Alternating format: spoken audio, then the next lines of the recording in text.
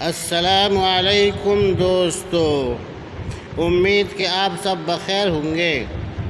آج ہم آپ کے لیے خوبصورت اور قیمتی باتیں لے کر کے آئے ہیں جو آپ کے لیے رہنما ثابت ہوں گی۔ ملاحظہ فرمائیں، اگر توکل سیکھنا ہے تو پرندوں سے سیکھو کہ جب وہ شام کو واپس گھر جاتے ہیں تو ان کی چونچ میں کل کے لیے کوئی دانہ نہیں ہوتا۔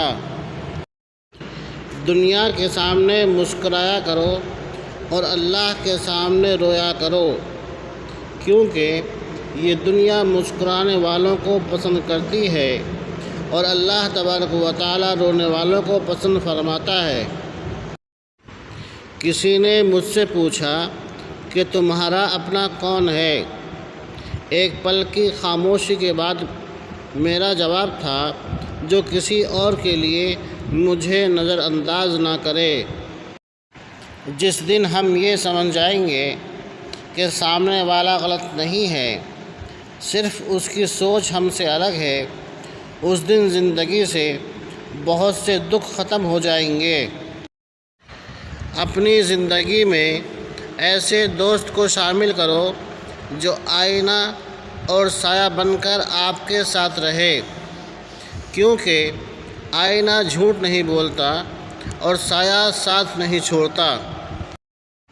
ہر شخص جل رہا ہے حسد کی آگ میں، اس آگ کو بجھا دے وہ پانی تلاش کر۔ جنت میں غم، آنسو، حسد، پریشانی اور خوف نام کی کوئی چیز نہیں ہوگی۔ وہاں صرف خوشی، سکون اور اطمینان ہوگا۔ اللہ تبارک و تعالی ہمیں جنت میں لے جانے والے اعمال کرنے کی توفیق عطا فرمائے، آمین۔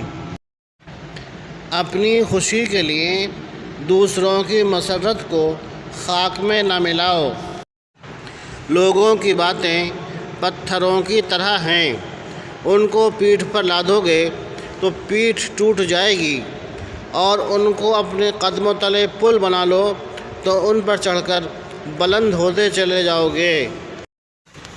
غلط فہمی اگر دل میں زیادہ دیر رہے تو بدگمانی کو جنم دیتی ہے، اور بدگمانی فاصلوں کا باعث بنتی ہے۔ غلطی ہو تو مان لیں اور غلط فہمی ہو تو دور کر لیں، یہی اچھی اور پرسکون زندگی گزارنے کا سلیقہ ہے۔ غلطی نہ ہونے پر بھی کوئی آپ سے معافی مانگ لیتا ہے تو سمجھ لیں کہ وہ آپ سے زندگی بھر رشتہ قائم رکھنا چاہتا ہے۔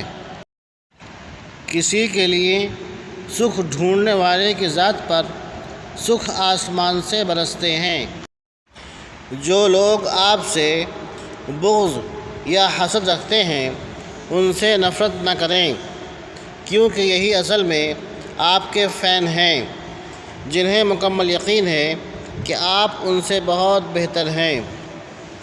دوستو، اگر آپ کو ہماری یہ ویڈیو پسند آئی ہو تو ہمارے چینل کو سبسکرائب، ویڈیو کو لائک اور شیئر کریں۔ اپنا بہت سا خیال رکھیے گا۔ پھر ملتے ہیں کسی ایسی ہی ویڈیو کے ساتھ۔ جزاکم اللہ، والسلام علیکم ورحمۃ اللہ وبرکاتہ۔